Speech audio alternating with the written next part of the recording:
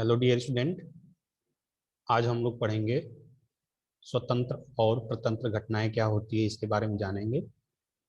Independent and dependent events क्या होता है, इसके बारे में हम लोग स्टडी करेंगे। डियर स्टूडेंट, यदि ए और बी दो घटनाएं इस प्रकार हो कि उनमें से एक के घटने या न घटने का प्रभाव दूसरे पर न पड़े तो उन्हें स्वतंत्र घटनाएं कहते हैं। अब ये स्टेटमेंट हो गया, ये डिफिनीशन हो गया स्वतंत्र घटना का। ठीक है, तो इसका एग्जाम्पल क्या है, एग्जाम्पल से समझेंगे तो और अच्छे से समझ में आएगा कि इसका मतलब क्या होता है और इसका यूज क्या होता है। ठीक है डियर स्टूडेंट, जब भी कोई दो घटना हो रही है, दोनों घटना क्या है, एक दूसरे से स्वतंत्र है। अर्थात एक जो पहली घटना है वो दूसरी घटना पर डिपेंड नहीं कर रही है, और दूसरी जो घटना है पहली घटना पर डिपेंड नहीं कर रही है, तो ऐसी घटना को हम लोग स्वतंत्र घटना बोलते हैं। और इसके लिए जो फॉर्मूला होता है उसको नोट कर लीजिए। ये formula A intersection B P A intersection B equal to P A into P B होता है।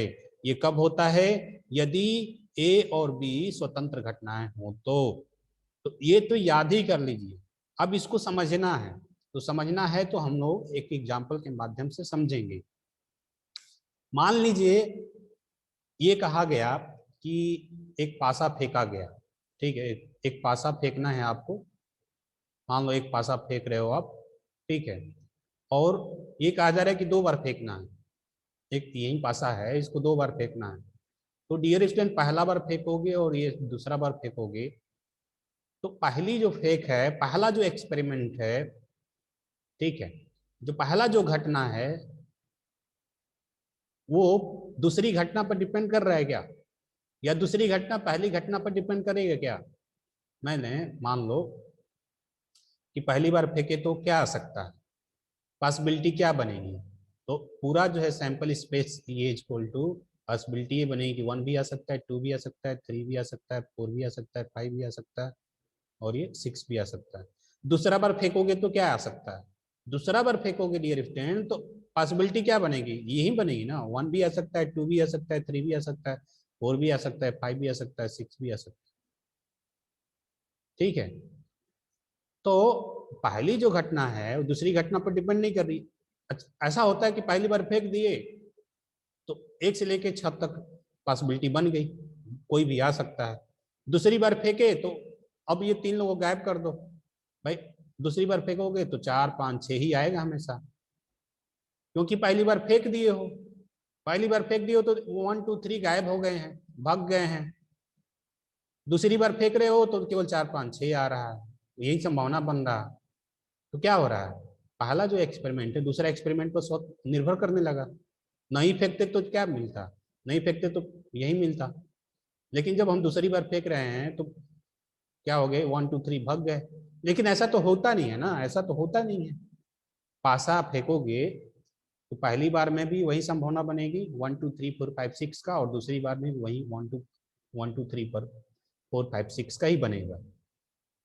ठीक है, अब इसमें कहा गया कि दो बार पासा फेंका गया। ठीक है, दो बार पासा फेंकना है, और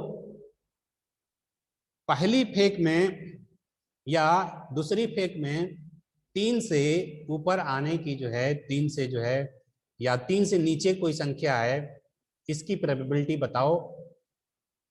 क्या मैंने बोला कि एक पासा आपको दिया गया और उस पासे को आप फेंक रहे हो, दो बार फेंक रहे हो, तो पहली फेंक या दूसरी फेंक में 3 से कम संख्या है, इसकी प्रोबेबिलिटी बताओ कितनी होगी। ठीक है, तो अब देखोगे कि पहली बार फेंकोगे डियर स्टूडेंट तो 3 से जो कम संख्या आएगी वो क्या हो सकता है, 3 से कम संख्या आने वाला कौन कौन लोग है देखोगे। मैं इसको थोड़ा पेज चेंज कर दे रहा हूँ और वहाँ समझना आप लोग कि स्वतंत्र घटना और परतंत्र घटना क्या होता है। पहले स्वतंत्र समझिए आप लोग, ठीक है, स्वतंत्र क्या होता है इसको अच्छे से समझिए। देखो मैंने क्या कहा है, मैंने ये कहा कि दो पासे को फेंक दिए, मतलब मान लो एक ही पासा ले लो तुम और उसी को दो बार फेंक दो, तो दो बार फेंकोगे तो ये कहा जा रहा है कि तीन से कम संख्याएं इसकी प्रोबेबिलिटी बताओ। दोनों बार में, दोनों बार तीन से कम संख्या इसकी प्रोबेबिलिटी क्या होगी। तो डियर स्टूडेंट पहली बार फेंकोगे तो सैंपल स्पेस क्या होगा, वो तो 1 2 3 4 5 6 ही होगा। पहली बार फेंकोगे तो तीन से कम संख्या आने की प्रोबेबिलिटी, तो तीन से कम संख्या आने की प्रोबेबिलिटी ये क्या हो जाएगा, इवेंट्स हो जाएगा, घटना हो जाएगा। इसको, इसी को हम लोग घटना बोलते हैं, ठीक है, इसी को यहाँ पर घटना बोलेंगे। जो कहा जाता है उसी को घटना का कहा जाता है, ठीक है, जो पूछा जाता है प्रश्न में, ठीक है। तो उससे क्या बनता है, इवेंट्स का निर्माण होता है, घटना का निर्माण होता है, कहने का मतलब ये। तो कहा जा रहा है कि तीन से कम संख्या आना चाहिए, तो तीन से कम संख्या क्या क्या होता है, वन है और टू है, तो वन और टू का सेट बन जाएगा, एक इवेंट हो गया, ठीक है। उसी तरह से दूसरा बार फेंकेंगे आप लोग तो क्या हो जाएगा, सैंपल स्पेस देखो, सैंपल स्पेस बनेगा प्रतिदर्श जो समष्टि होगा 1 2 3 4 5 6 का ही बनेगा। ऐसा तो है नहीं कि कोई संख्या इसमें से गायब हो जाएगा, क्योंकि ये स्वतंत्र घटनाएं हैं ना, एक दूसरे से क्या है, स्वतंत्र घटना है। पहली फेंक और दूसरी फेंक जो है, दूसरे बार फेंकोगे चाहे पहला बार फेंकोगे तो कोई भी संख्या गायब थोड़े होगा, या न कम होगा न ज्यादा होगा।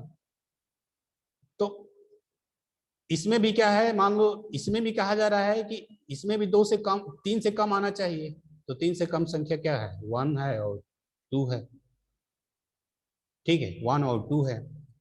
इसकी प्रोबेबिलिटी क्या होगी, पहली बार की प्रोबेबिलिटी क्या होगी, तो PE1 से दिखाएंगे इसको और लिख देंगे क्या, देखो इसमें कितना नंबर एलिमेंट है, दो है, तो दो को ऊपर लिखेंगे, टोटल एलिमेंट कितना है, 6, तो एक बटे में 3 हो जाएगा। दूसरा का निकाल लेंगे PE2, तो ये क्या हो जाएगा डियर स्टूडेंट, ये हो जाएगा PE2 इक्वल टू, संख्या कितना है, नंबर कितना है इसमें, एलिमेंट की संख्या तो दो है, और टोटल एलिमेंट कितना है प्रतिदर्श समष्टि में 6 है, तो ये हो जाएगा 1/3। क्वेश्चन ये कहा गया है, ऐसे ही क्वेश्चन है कि एक पासा को अट्रेंडम जो है दो बार फेंका जाता है, तो प्रत्येक फेंक में तीन से छोटा संख्या है, तीन से छोटा संख्या है, इसकी प्रेक्षता क्या होगी।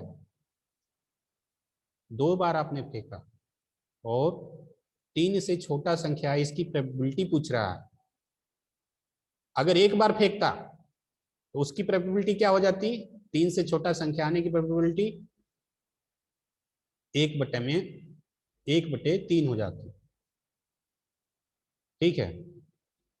लेकिन दो बार फेंका जा रहा है और दोनों बार में पूछा जा रहा है कि तीन से जो है कम संख्या है, इसकी प्रोबेबिलिटी बताओ।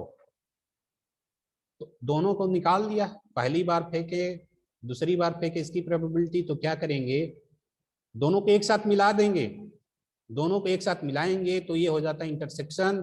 तो PE1 intersection E2 equal to हो जाएगा dear student PE1 into PE2, क्योंकि ये घटना स्वतंत्र है। जब भी घटना स्वतंत्र होती है तो क्या होता है, हम लोग लिखते हैं PE1 intersection E2 equal to PE1 into PE2। तो 1/3 इंटू 1/3, तो ये क्या हो जाएगा, ये हो जाएगा 1/9। क्या हो गया डियर स्टूडेंट, 1/9 हो गया, ठीक है।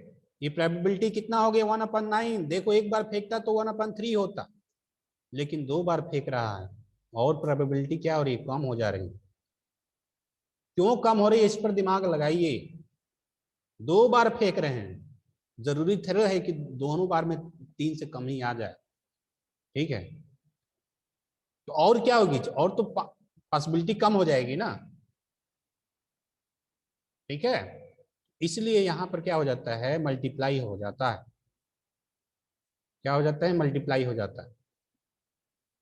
और इसको नोट कर लीजिए कि जब भी ये PE1 intersection E2 equal to क्या होगा, PE1 इंटू PE2 होगा। कब होगा, जब घटना स्वतंत्र होगी तब। ठीक है, तो ये हो गया एक एग्जाम्पल। एक और एग्जाम्पल समझिए स्वतंत्र घटना का। जैसे ये क्वेश्चन लिखा है ऊपर, आप लोग देख पा रहे होंगे। ठीक है, क्वेश्चन लिखा है, इसको करने का प्रयास करिए आप लोग। ठीक है, मैं इसको इरेज कर दूं। देखो, कह रहे कि एक पासा यादृच्छिया मतलब रैंडम 2 बार फेंका जाता है, रैंडम। ठीक है, प्रत्येक फेंक में 3 से बड़ा अंक प्राप्त होने की अपेक्षा होगी। पूछ रहा है कि कितनी होगी। तो डियर स्टूडेंट, वैसे ही करोगे। पहली बार फेंकोगे तो चांसेस क्या है कि 1 भी आ सकता है, 2 भी आ सकता है, 3 भी आ सकता है, 4 भी आ सकता है, 5 भी आ सकता है और 6 भी आ सकता है। ठीक है, 3 से बड़ा अंक क्या है यहाँ पर, 4 भी है, 5 भी है, 6 भी है। तो घटना क्या हो गया है, घटना हो गया E1 इक्वल टू क्या हो गया, 4, 5, 6। ठीक है, तो इसकी प्रोबेबिलिटी क्या होगी, तो PE1 इक्वल टू हो जाएगा डियर स्टूडेंट। देखो इसमें कितने एलिमेंट है, 3। जितना एलिमेंट रहता है उसको लिख देते हो ऊपर, और सैंपल स्पेस में जितना होता है टोटल टोटल जो संभावना होता है उसको नीचे लिख देते हैं। तो ये 6 1 क्या हो जाएगा, 1/2 हो जाएगा। ठीक है, उसी तरह से अगर दूसरी बार फेंकेगा तो संभावना क्या बनेगा, संभावना ये बनेगा S2 इक्वल टू वही तो होगा 1, 2, 3, 4, 5, 6। ठीक है, घटना क्या है, घटना ये है कि 3 से बड़ा आना चाहिए दूसरी बार में भी। ठीक है, तो E2 इक्वल टू क्या हो जाएगा, E2 इक्वल टू जो है वो हो जाएगा 4, 5, 6। तो PE2 क्या होगा, प्रोबेबिलिटी। ठीक है, 3 से बड़ा अंक आने की प्रोबेबिलिटी क्या होगा दूसरी फेक में भी, तो ये होगा डियर स्टूडेंट 3/6। ठीक है, 3 को ये काउंट करके ऊपर लिखेंगे और सैंपल स्पेस को नीचे लिख देंगे। नंबर ऑफ जो एलिमेंट होता है उसको नीचे लिख देते हैं, जितना भी इसमें एलिमेंट होता है उसको नीचे लिख देते हैं। तो 1/, क्या हो जाएगा, 2 हो जाएगा। अगर देखिए क्वेश्चन को एक बार और पढ़िए। एक पासा यादृच्छिक 2 बार फेंका जाता है, प्रत्येक फेंक में 3 से बड़ा अंक प्राप्त तो होने की प्रेक्षता होगी। भाई प्रत्येक फेंक में 3 से बड़ा अंक प्राप्त हो या होगी, कितनी होगी इसकी प्रोबेबिलिटी बताओ।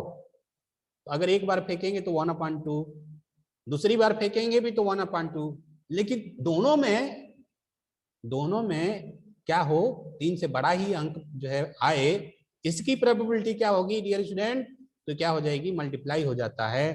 ठीक है, इसका जो है मल्टीप्लाई कर देंगे दोनों का।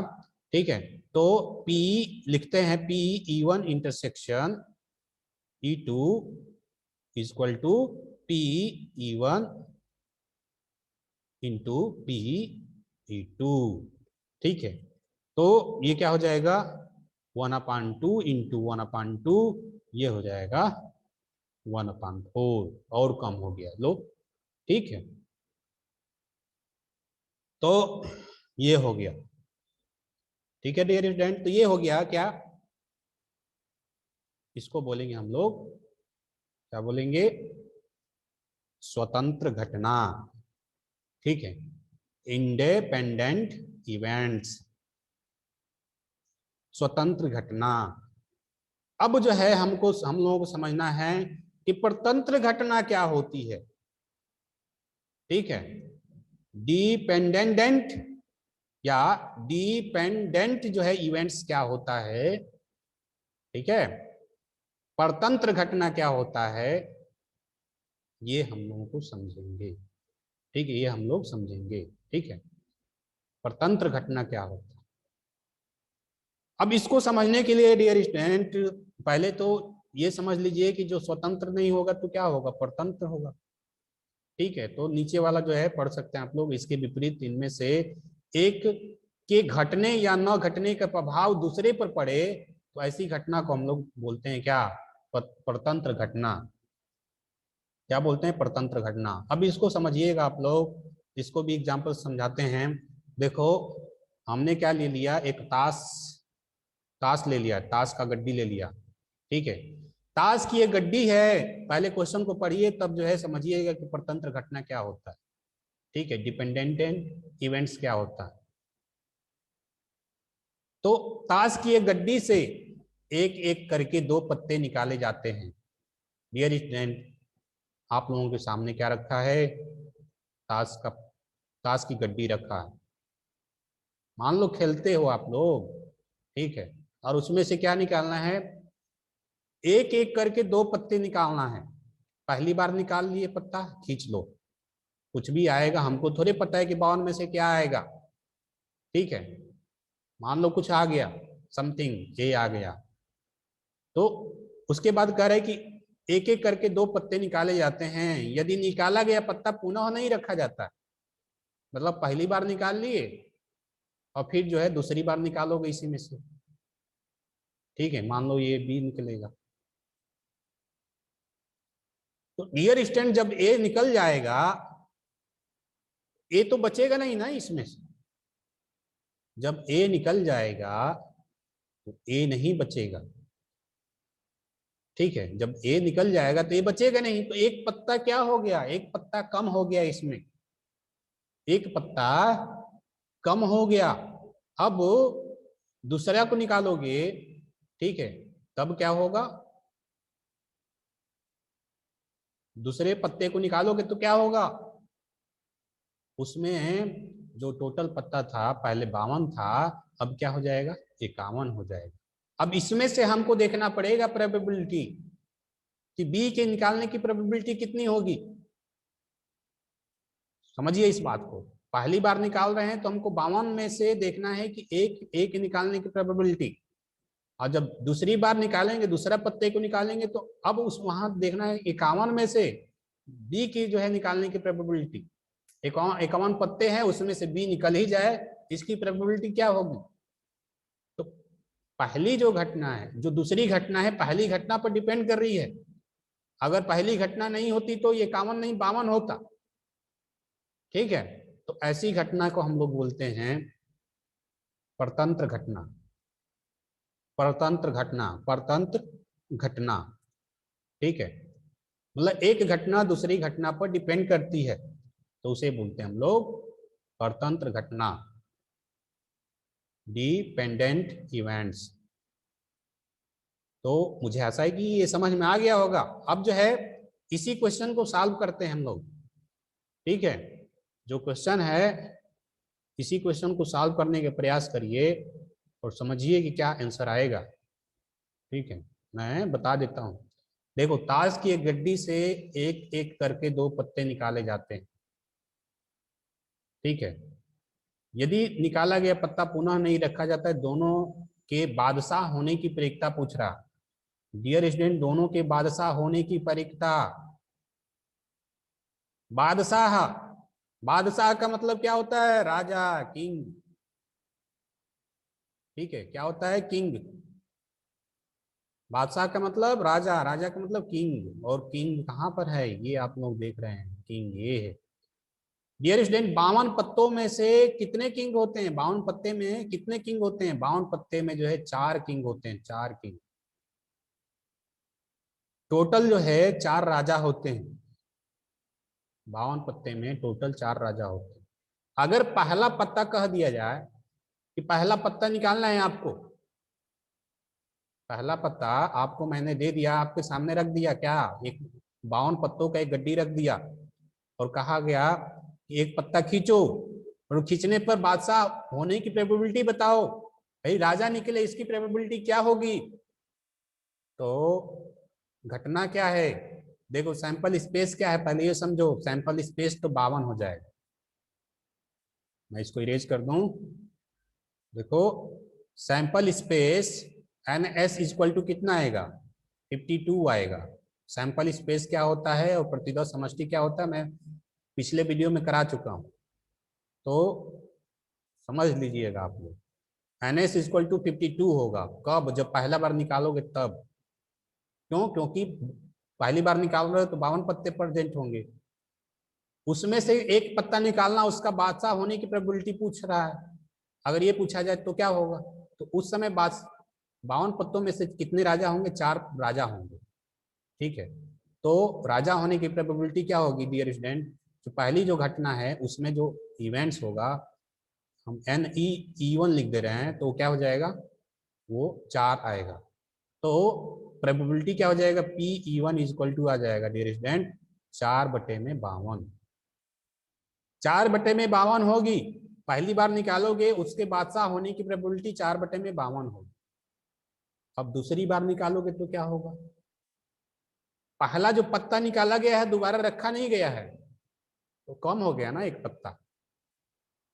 तो जब कम हो गया और क्या निकाला जा रहा है उसमें से, ठीक है, तो बताइए कि दूसरी बार निकालोगे तो बादशाह होने की प्रोबेबिलिटी क्या होगी डियर स्टूडेंट। जब एक राजा निकल गया है तो राजा कितना बचा यहाँ पर, 4 राजा हैं, अगर एक राजा निकल ही गया तो कितने राजा बचे, 3 राजा बचे, तो 3 ही राजा बचे। और पत्ता कितना बचा, पत्ता जो है 51 ही बचा, पहले 52 था, एक निकल गया, तो पत्ता बचा 51, संभावना है 51, और उसमें से बादशाह अगर निकल गया एक, पहली बार बादशाह निकल गया तो बादशाह कितना बचा, 3 बचा, तो क्या हो जाएगा डियर स्टूडेंट 3/51।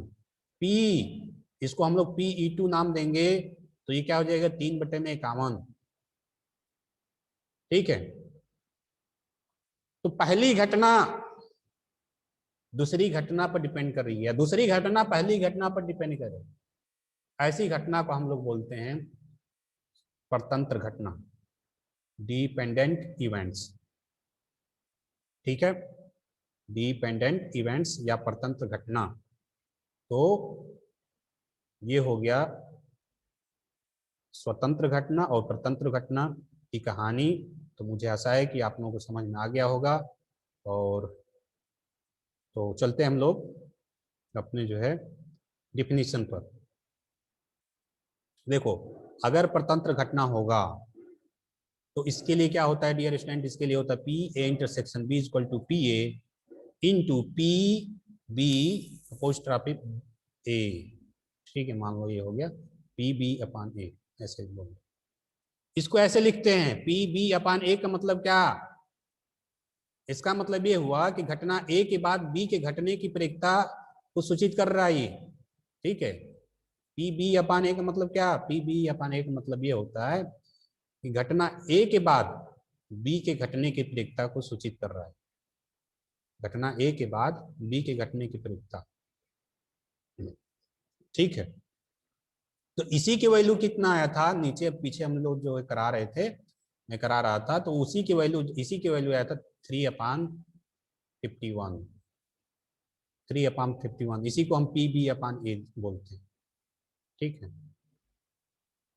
तो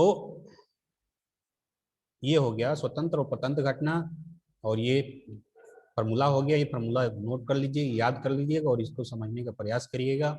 ठीक है, मुझे आशा है कि आप लोगों को समझ में आ गया होगा। अगर समझ में आया होगा तो वीडियो को लाइक कर दीजिएगा, चैनल को सब्सक्राइब कर दीजिएगा और दोस्तों को भी शेयर कर दीजिएगा। धन्यवाद, जय हिंद।